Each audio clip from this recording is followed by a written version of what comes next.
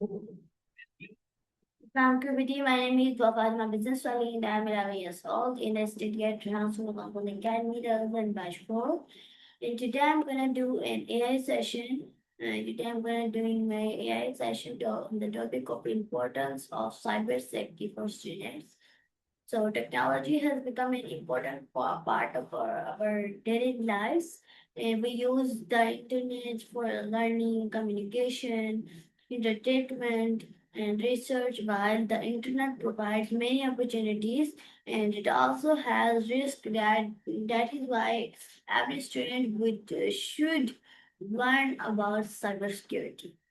So cybersecurity means using the internet in a safe, responsible, and smart way. It includes protecting our personal information, create strong password, avoiding online scams, and respecting other online and thinking carefully before sharing photos or messages. So that is why you have to watch this video and students who understand cybersecurity can protect themselves from cyberbullying, fake websites, online frauds, and identify a lot. Learning these skills help us become responsible digital and citizen and many more. So in today's digital world, every student should know how to stay safe online while using social media and educational website and AI tools and learning platform. Good cybersecurity habits help us enjoy technology without unnecessary and risk. So in this AI session, I will ask some questions to understand different opinions about cybersecurity, cyberspace safety, and how students can use the internet responsibly. And thank you very much for your valuable time and support. Now let's begin with the first question. To um, see some my needs. So let me share my screen and then we start.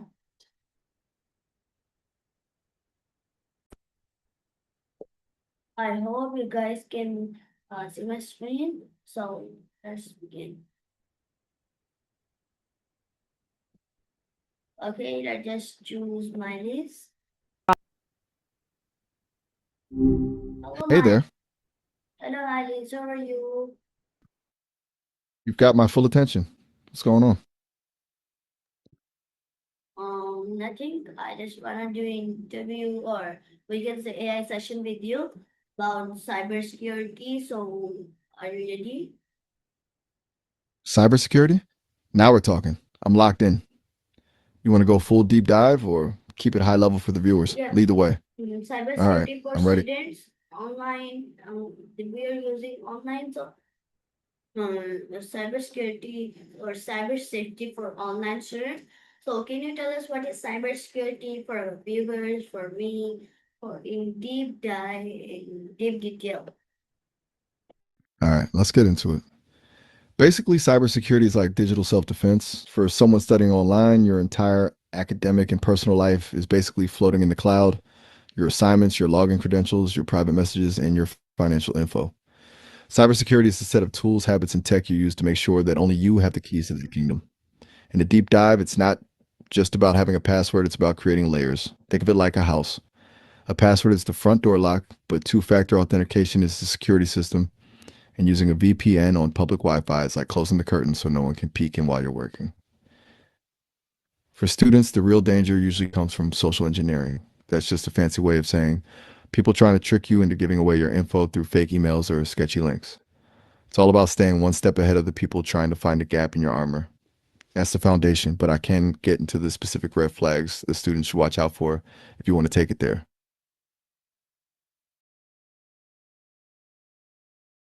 Got it. I'm ready when Okay, you are. okay. ChatGPT, okay, C7. Oh, why cybersecurity is important?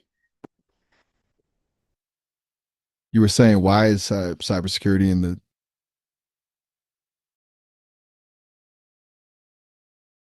Simple. Because for an online student, your digital presence isn't just a part of your life, it is your classroom, your library, and your filing cabinet all in one. If someone gets into your accounts, they aren't just stealing a password, they're potentially stealing months of hard work, your identity, or even your access to your degree. It's the difference between waking up and logging into class and waking up to find you're locked out of everything and your private info is being sold for $5 on a forum. It's basically about protecting your future and your peace of mind.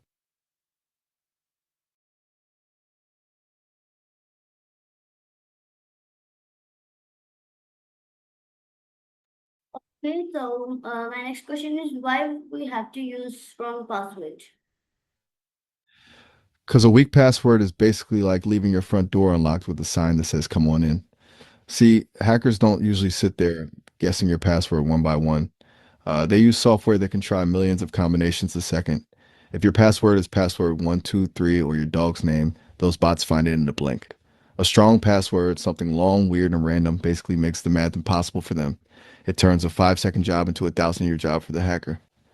That's the kind of gap you want to create. Okay, great. So my next question is why should we protect password? Think about it this way: your password is the only thing standing between a stranger and your entire digital life. If you have a strong password, but you write it on a sticky note or tell a friend who isn't actually a friend, the strength doesn't matter anymore. It's like having a bank vault door, but leaving the key under the welcome mat. Once that password is out there, someone can impersonate you, send emails as you, or even drain your accounts before you even realize something is wrong. You feel me? Okay, so what type of password we can use? Can you explain? You want the secret sauce for a bulletproof password? The Yes. old way was just adding a couple of numbers and a capital letter, but bots have figured that out. Now the real move is using a passphrase. Instead of a word, pick 3 or 4 completely random words and smash them together like purple toaster running socks. It's way easier for you to remember, but it's a nightmare for a computer to crack because of the length. Or if you want to be truly locked down, use a password manager to generate a string of random gibberish that looks like a cat walked across your keyboard. That's the gold standard. Okay, great. So my next question is should student share personal information online? Stranger the blueprint to your life. For students, this isn't just about your home address. It's about things like your student ID number, your date of birth, or even which specific courses you're taking. Once that info is out there, it's gold for a hacker. They can use it to make a phishing email look legit or even call your school pretending to be you to change your password. The rule of thumb is if you wouldn't shout it in a crowded train station, don't put it in a public profile or a sketchy forum.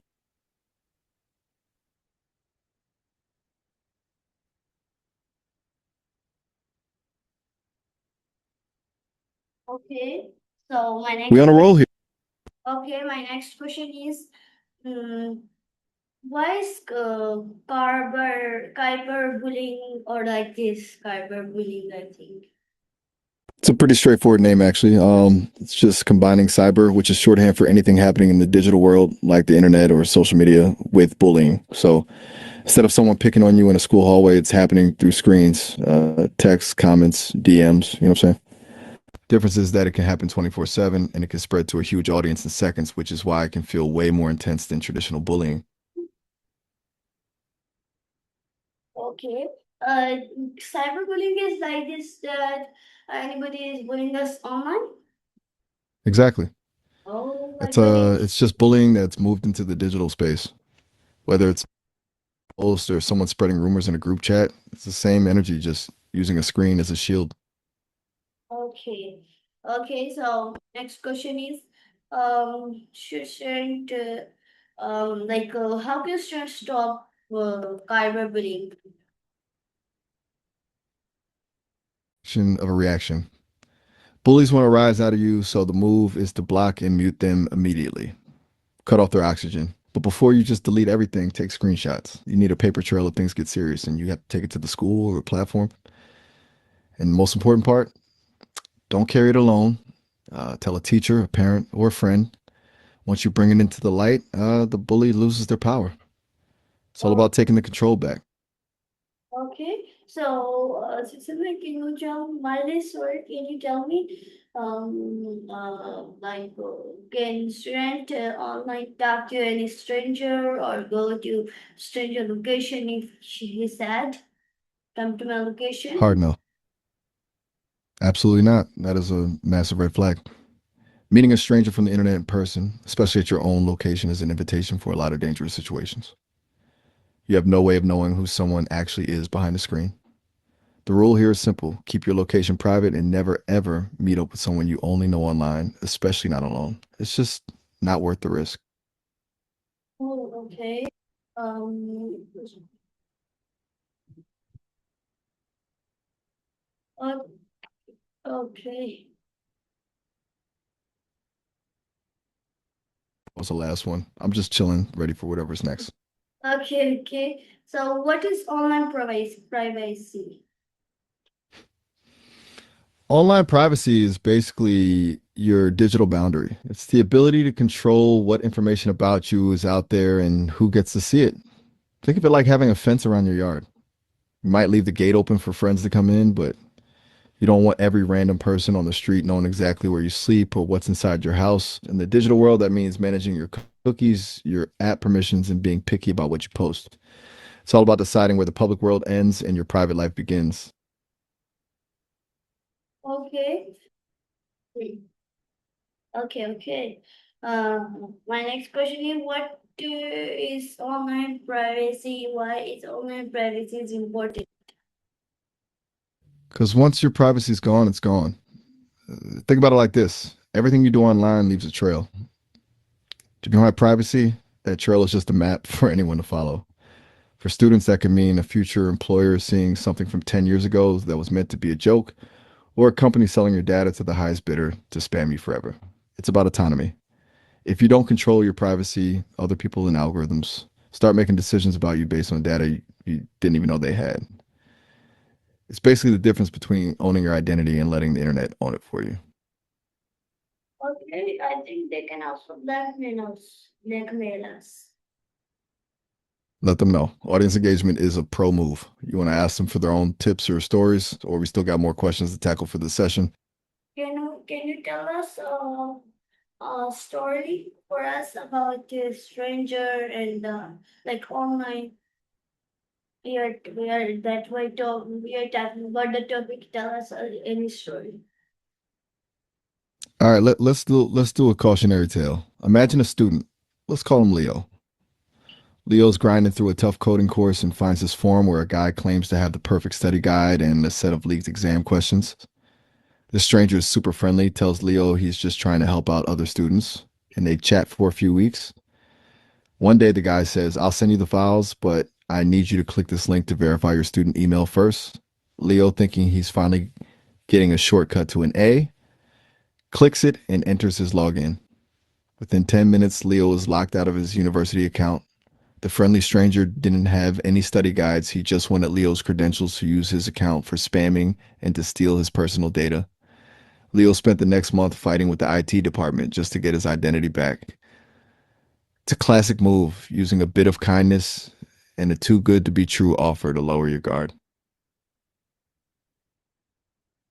Okay, can you tell me another story of girl and the All right, let's online go with it. stranger? Let's do this. Imagine a student named Sarah. She's really into digital art and joins a group where she meets this mentor who claims to be a professional designer. This person is incredibly supportive, gives her great feedback on her work, and tells her they want to help her get an internship. After a while, the mentor says they found a perfect opening, but the application is through a private portal. They asked Sarah for a few basic things to set up her profile, her full name, her phone number, and like a photo of her ID just to verify she's a student. Sarah trusts this person because they've been so kind, so she sends it over. But as soon as the info is sent, the mentor vanishes. The account is deleted. A week later, Sarah starts getting weird calls and emails. Someone is using her identity to open accounts and scam other students in the same art group. It's a tough lesson, but it shows how people can use genuine praise and the promise of a big opportunity to trick you into handing over the keys to your identity.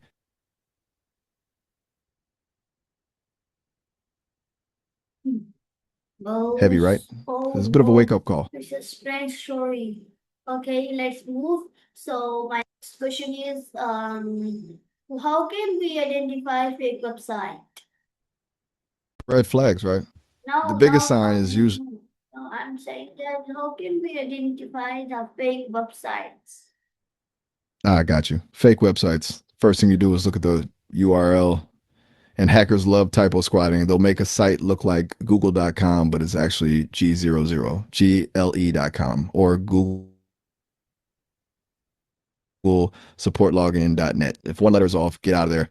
Then check for the lock icon in the address bar. If a site is asking for a password or credit card but says not secure, that's a massive warning sign. Also, look at the vibe of the page. If it's covered in aggressive pop ups, has a ton of spelling mistakes, or the design looks like it's from 1998, it's probably a scam. And the biggest tell, if the site is offering something that sounds too good to be true, like a free iPad or a leaked exam paper, it almost always is.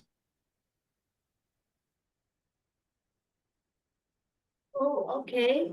So I will be careful, and you guys also have to be careful. So, is it safe to share password? Never. Not with the best friend, not with a partner, and definitely not with someone you met online. Passwords are like toothbrushes. You don't share them. Once it's out of your head, you no longer have control over who's accessing your life. Period. Or we can share with our parents, no? Look, I get it. Parents are the exception for a lot of people, but strictly speaking, the safest move is still not to share. If it's for emergencies, a lot of password managers have an emergency access feature where they can get in if something actually happens to you without you having to hand over the keys every day. It keeps the security tight, but gives you that peace of mind. No, we can share password with our parents because our parents and they cannot. I think they don't want to do anything with our accounts because yep, Wait, batteries? I think your mic might have glitched there. You mentioned batteries, but we're talking about accounts and passwords. What did you mean by that?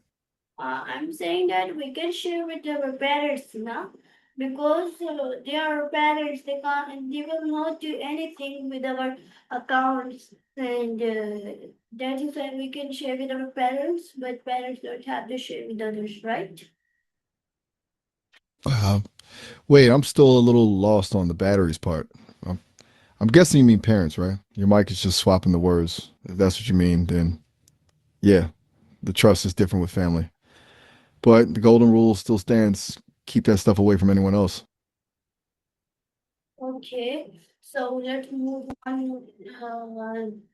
So my next question is, what is two-factor authenticate attention? FA for short. Think of it like a double lock on a door. Your password is the first lock, but 2FA is the second one that requires a different key entirely, like a code sent to your phone or a fingerprint scan. So even if a hacker somehow steals your password, they're still stuck at the second door because they don't have your physical phone in their hand. It's basically the single best way to stop an account from being hijacked because it proves you are actually who you say you are in real time. Okay.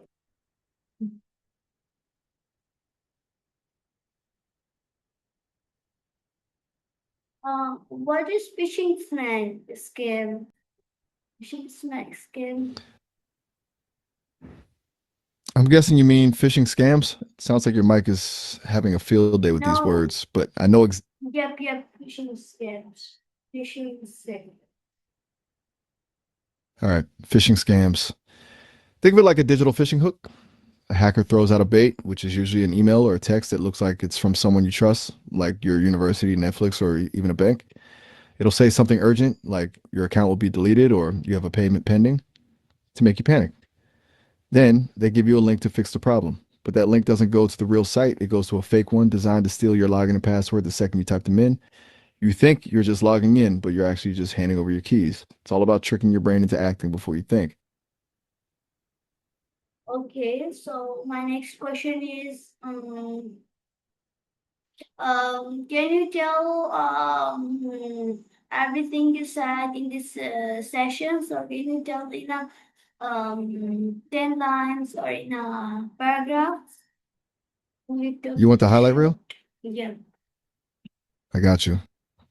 Basically, we broke down cybersecurity as digital self defense, which is huge for online students since your whole academic life is in the cloud. We talked about why it's vital to protect your future and peace of mind by using strong passphrases, random words that bots can't crack, and why keeping those passwords secret is like not leaving your house keys under the mat. We hit on the dangers of sharing personal info and the reality of cyberbullying, reminding everyone to block, mute, and get help.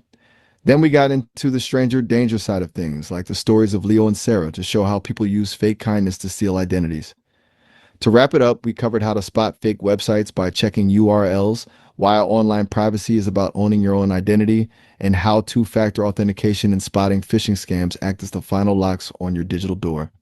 It was a full crash course in staying safe while you study.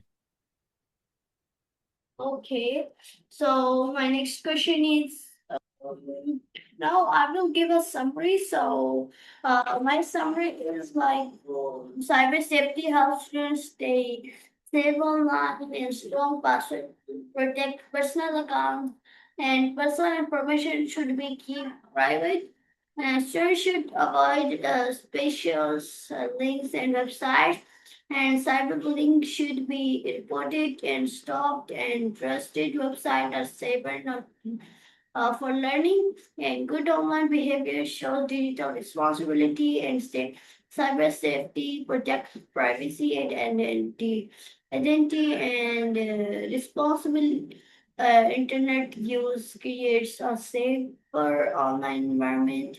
And also, learning cyber safety is an important life key skill.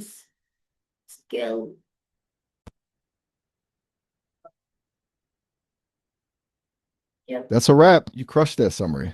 Your viewers are going to walk away with a real game plan for staying safe. You feeling good about the footage, or you want to run back any of those parts? Okay, no, I just wanna end the interview. So, if now, thank you so much, CSMF, for giving us such a wonderful explanation of cybersecurity. I hope the student will learn something new from the start. So, let it end this. So, Allah Hafiz and bye bye. Miley, for joining us today. This was an amazing session with you.